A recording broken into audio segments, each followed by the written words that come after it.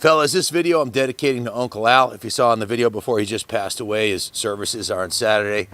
And, you know, like I always say, you're going to be dead a long time, man. And life is short. I've seen my great-grandparents die, my grandparents, my parents, Uncle Al. And now, you know, I'm next. So that's why I live life to the fullest, man. And you should too. And this Maico is one way to do it. The two-stroke total time machine. Back to the 70s, back to 76 when Maico pioneered the lay down shocks like on this bike. This is the first year of motocross bikes at them. And let me tell you something.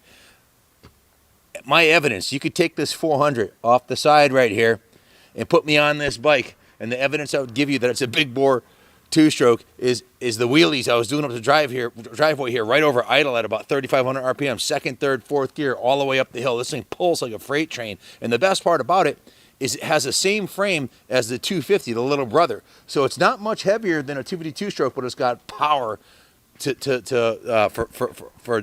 wheelies and hole shots and the big sand hills all day long. Now this is the 250 over here. This is coming up next. This is the Maico Mega 250, and hey, unlike we can resurrect motorcycles. This one's got a seized motor. We can resurrect this thing and bring it back to life in less than a day.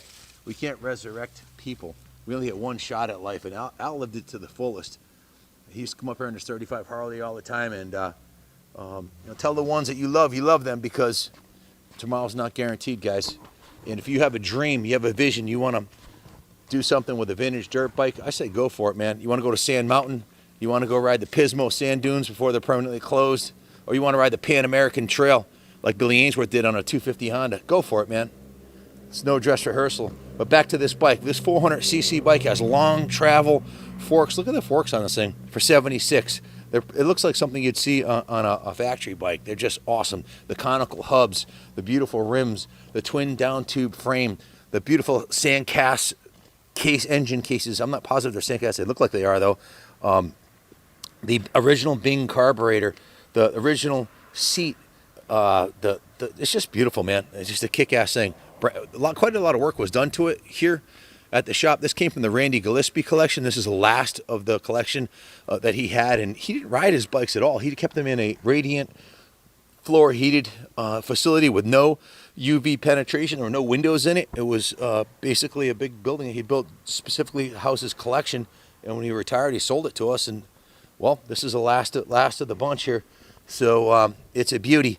The engine cases, the cylinder head, the frame, the rims, all the original cycle parts are in mint condition, including the pegs. Even the shifter looks like it's hardly ever been used. The kicker's in beautiful condition. And this thing, you know, it looks the part. It plays the part. It rides the part. And this is the end of an era of the coffin tank Maicos, and it's the beginning of a new era of long travel suspension. If you look at that Can-Am right there, 1974, 34 horsepower, two-stroke rocket ship. Look at how short travel the suspension was in 1974.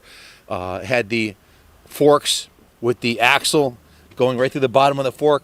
Now, and 2 years later, you've got 12 inches of leading axle front suspension, 10 inches of rear laid down shocks, and they still hadn't gone to the up pipe. So it was kind of a pinnacle year in the development of motocross. Certainly every year in the 70s was, because things were going light years every year in increases in travel and suspension.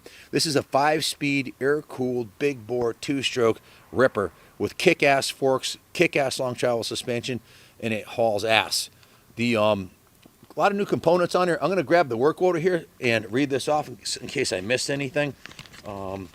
Now, when we got the machine, it looked kind of like exactly like it does now, but we went through and did quite a bit to it. Absolutely a world-class motocross weapon if you're going to do any vintage AHMR racing, or if you have a classic collection of motorcycles, or you're building your own museum. This is a world-class machine. Unsurpassed handling for the era, the cantilever rear suspension, and the early long travel developments done by Maico's Adolf Wheel. Hey, now would be a good time for me to spill the beans here. Junior and I finally made a decision today. We're going to order a brand new 2022 Maico 700.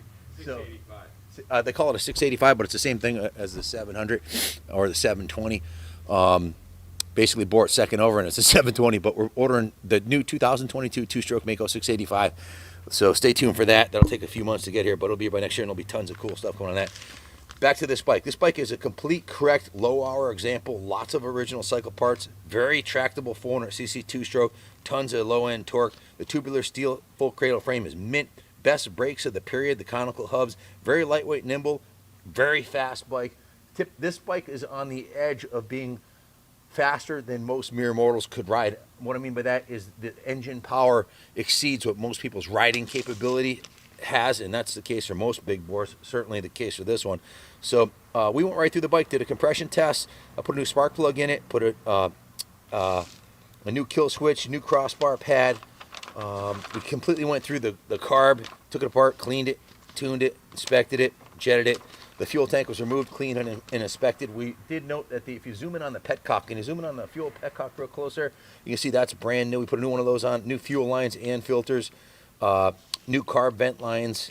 We replaced the air filter, new air filter. We put fresh VP110 non-ethanol fuel mix 40-1, new gear lube, adjusted and cleaned the drive chain, did a full nut and bolt check on it. Basically, this was a resurrection service. Not a restoration because the thing's been perfectly preserved, more of a preservation service. The tires, the original tires on it were dry rotted, so we put a brand new set of Metzler MC360 on the front and rear. These are the proper tires for a German bike. They're Metzler tires. A new rim lock, new tires, new tubes, new rim strips. Adjusted and cleaned and serviced the rear brake. Test rode it. It runs freaking phenomenal. This is one of the bikes, when I usually go up and down the driveway a few times. We got 6 bikes to do, and I ended up going up and down the driveway for 15 minutes here, just really enjoying riding this bike. It's got so much power and it shifts beautifully, clutches perfectly, wheelies for days. So then it went to the detail shop. Christy Steiger designed, actually did the number plate graphic design with the number 1s on there. She did that, and let me see what the detail shop steam cleaned the bike, hand washed it, degreased it. They touched up the frame a little bit, the hubs, the handlebars. They repainted the cylinder. The exhaust system was removed and repainted, cleaned and repainted. The engine cases were polished. The wheels, the spokes, all the metal parts, including the metal gas tank, were polished. Can you go over there and tap on that gas tank a couple times so they can see what it is? That thing's made out of aluminum.